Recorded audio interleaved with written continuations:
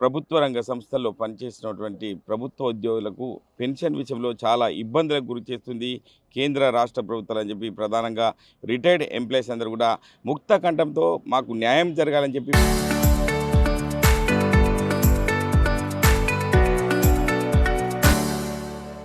ప్రధానంగా కోరుకుంటున్నారు. సిద్దిపేట కలెక్టరేట్ ముందు కూడా ధర్నాను చేపట్టిన పరిస్థితి మనం చూస్తున్నాం. గత కొన్ని రోజులుగా మేము చేస్తున్న ధర్నాలకు అర్థం లేకుండా ప్రభుత్వాలు పట్టించుకోవడం లేదంటూ ప్రధానంగా ఆరోపిస్తున్నారు. పెన్షనర్లు మనతో ఉన్నారు. సార్ చెప్పండి, అంటే ఎన్ని రోజుల నుంచి మీరు చేస్తున్నారు, ఎందుకు కేంద్ర రాష్ట్ర ప్రభుత్వాలు పట్టించుకోవడం లేదు, ఏం చెప్తారు ప్రభుత్వాలకి? నిజంగా ఇది అందరికీ ప్రత్యేకంగా నమస్కారాలు. నిజంగా చూస్తుంటే ఇది ఏం కలికాలమో కానీ ఈ కేంద్రం అయితేనేమి రాష్ట్రం అయితేనేమి మా ఉద్యోగస్తుల పట్ల ఇంత దుర్బుద్ధి పుట్టి మమ్మల్ని అంత చీల్చి చెండాడుతున్నారో ఎందుకో ఈ ఏం కలికాలమో మాకు అర్థమవుతలేదు. కానీ తల్లి తండ్రి కన్నతల్లి దయం అయితే తొట్టెలు కట్టి తావుండదు అన్నట్టు ఇటు కేంద్ర ప్రభుత్వం పానం తింటుంది మాకు, అటు రాష్ట్ర ప్రభుత్వం అంతకన్నా పానం తింటుంది. అసలు ఎటు చేయాలో బతకలేక సట్టలేక బతకల పరిస్థితికి వచ్చింది. ఉదాహరణకి ఇలా ఉద్యోగస్తులు అంతా చీల్చుకుంటూ వస్తున్నారు. ఎట్లా 2004 తర్వాత వచ్చిన వాళ్ళకి పెన్షన్ లేదు. గతంలో చూస్తే ఏ ఉద్యోగస్తు అయినా రిటైర్డ్ అయిన తర్వాత వానికి పెన్షన్ వస్తుంది. అసలు ఉద్యోగం చేసి బతికేటోళ్ళే తక్కువ మంది. ఈ రోజులలో ఈ అడ్డమైన కూడు ఈ అడ్డమైన టెన్షన్లకు బతికేటోడే తక్కువ. ఉద్యోగాలనే చచ్చిపోతున్నాం. ఆ తర్వాత మేము కూడా కొట్టుకున్న పైసలు రావాలన్నా అవి వస్తలేవు. ఇలా పెన్షన్ విధానం ఏదైతే ఉందో నేను బతికినా నేను చచ్చినా నా పిల్లలకు వస్తుందనే నమ్మకం ఏదైతే ఉందో ఆనాటి నుంచి ఇలా ప్రభుత్వాలు ఎంత ఒడిగట్టుకున్నాయి అంటే దుర్బుద్ధికి 2004 తర్వాత వచ్చడానికి పెన్షన్ లేదని 2004 తర్వాత వచ్చిన వాళ్ళందరికీ పెన్షన్ లేదు. అప్పటికి మమ్మల్ని చీల్చేసింది ఉద్యోగస్తులను. తర్వాత 1/1/2026 కన్నా ముందు రిటైర్మెంట్ అయిన ఉద్యోగస్తులు ఎవరికైనా కూడా ఎలాంటి డిఏ ఉండదు, ఎలాంటి పిఆర్సీ ఉండదు అనేది ఒక కేంద్ర ప్రభుత్వం. మరి ఆ దొరకు ఎందుకు వచ్చిందో ఈ ఆలోచన, ఈ సాగుజాలకు ఉన్నటువంటి మా మీద ఎందుకు పడదో దృష్టి, ఆ చట్టం తీసుకొచ్చి వాళ్ళకు ఇటువంటి వర్తించి అని తీసుకొచ్చిండు. ఇవాళ మేము దాచిపెట్టుకున్న పైసలు అది కేంద్రం అట్లా చేస్తే ఇది రాష్ట్ర ప్రభుత్వం మేము దాచిపెట్టుకున్న పైసలు ఇవాళ మాయి దగ్గర పెట్టుకొని మాట్లాడమంటే అయ్యా మరి ఉద్యోగస్తులు చచ్చిపోతున్నారు రిటైర్మెంట్ అయిన వాళ్ళ డబ్బులు ఏంది, పెళ్ళాం పిల్లలతోటి మనమన్నలతో ఆడవలసిన వాళ్ళు ఇలా అసెంబ్లీ చుట్టూ ఎమ్మెల్యే చుట్టూ తిరుగుతున్నారని ఒక ఆయన అడిగితే ఒక ఆయన చెప్తాడు మీరు 10 ఏళ్ళ నుంచి ఏం చేసిర్రు అంటే అడగవలసిన క్వశ్చన్కు ఆన్సర్ చెప్పకుండా వాళ్ళు మాట్లాడుకునే మాటలు చూస్తుంటే ఆశ్చర్యం అనిపిస్తుంది. అంటే ఇదంతా చూస్తుంటే మాకు ఇలా ఏమనిపించింది అంటే మేము పెద్ద మనుషులు అంతా ఈ కలెక్టరేట్ సిద్దిపేట కలెక్టరేట్ ముందర కూర్చొని మేము అంతా ఆలోచించుకునేది ఏంటంటే అరే నియమం మన దగ్గర మనం తప్పు చేసి వాళ్ళని అంటున్నాం, మనం సరి అయిన నాయకుని ఎన్నుకుంటే ఇలా ఈ పంచాయతీ లేదు. కనీసం ఇప్పటి నుంచి అయినా ఒక పద్ధతిగా న్యాయము ధర్మం అనేటువంటి చూసి మన పట్ల కొట్లాడటానికి కంకణం కట్టాలి, ఆ రకంగా ముందర తీసుకుపోవాలి, చైతన్యం తీసుకురావడానికి మార్పు జరగడానికి మనం సిద్దిపేట నుంచే నాంది వలుకుదామని చెప్పేసి మేము అందరం కలిసి ఒక మాట అనుకున్నాం. ఇవాళ నుంచి ఎవరిని తీసుకొచ్చినా మేము ఏ నాయకుని తీసుకొచ్చినా దమ్ముగాలనే తీసుకొస్తాం, ఈ ప్రభుత్వాలను అంటగడతాం. ఈ కేంద్ర ప్రభుత్వం తీసుకొచ్చిన బిల్లును తిరిగి వాపసు చేసేంత వరకు వదలాం. ఈ రాష్ట్ర ప్రభుత్వం మాకు ఇవ్వాల్సిన డబ్బులు ఇచ్చేదాకా వదలాం, మాకు ఇవ్వాల్సిన పిఆర్సీలు ఇచ్చేదాకా వదలాం.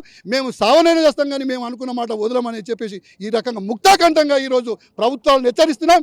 ఇప్పటికైనా మాకు సాగు దగ్గరికి వచ్చిన మమ్మల్ని ఈ ప్రభుత్వాలను మమ్మల్ని ఇట్లా బాధ పెట్టొద్దని చెప్పి కాళ్ళు మొక్కి చెప్తున్నాం, దండం పెట్టి చెప్తున్నాం, ఇంకా ఇంతకనే చెప్తున్నాం. అయినా మా సత్యంత వరకైనా మేము వదలమనేది మాట మాత్రం చెప్తున్నాం. మమ్మల్ని సంపుతారా మాకు ఇస్తారా అనేది ప్రభుత్వం వాళ్ళ చేతిలో ఉంది, తెలుసుకోవాల్సిందే అని విజ్ఞప్తి చేస్తున్నాం.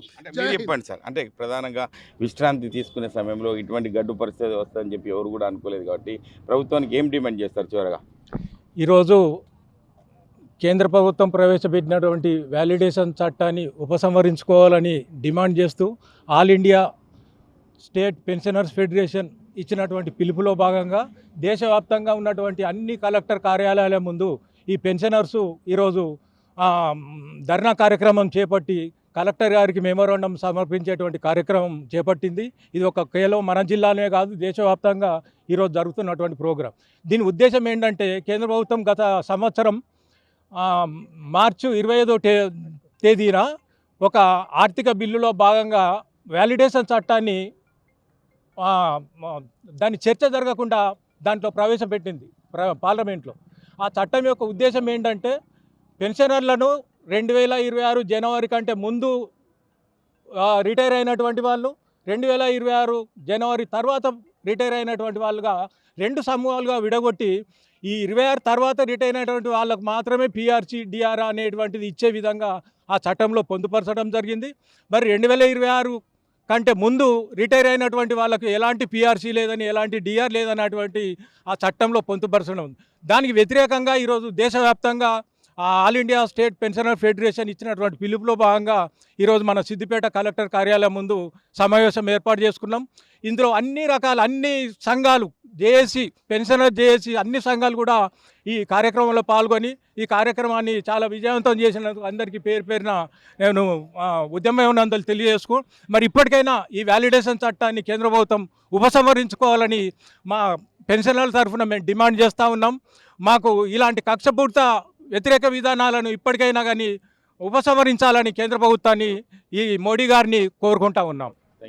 ఇది పరిస్థితి. దేశవ్యాప్తంగా ఉద్యోగస్తులకు అందరం కూడా ఒక పెన్షన్ సంబంధించి ఒక సపోర్ట్ చేస్తున్న పరిస్థితి ఉంది. కానీ మాకు అన్యాయం జరుగుతుందని చెప్పి ప్రధానంగా చెప్తున్నారు. మరొకరు ఉన్నారు. సార్ చెప్పండి, అంటే మీరేం చెప్తారు ఈ యొక్క డిమాండ్కి సంబంధించి, మీకు ఉన్నటువంటి సమస్యకు సంబంధించి ఏం చెప్తారు సార్? కేంద్ర రాష్ట్ర ప్రభుత్వాలు రిటైర్ అయిన అంటే వృద్ధాప్యంలో ఉన్నటువంటి పెన్షనర్లను అన్ని బాధ్యతలు వారే తీసుకొని అంటే పోషించవలసిన బాధ్యత కూడా వాళ్ళ మీదనే ఉంటుంది కాబట్టి వారు మాకు అన్ని సౌకర్యాలు కల్పించవలసిన వారే మాకు వ్యతిరేకంగా చట్టాలు తీసుకొస్తుండ్రు.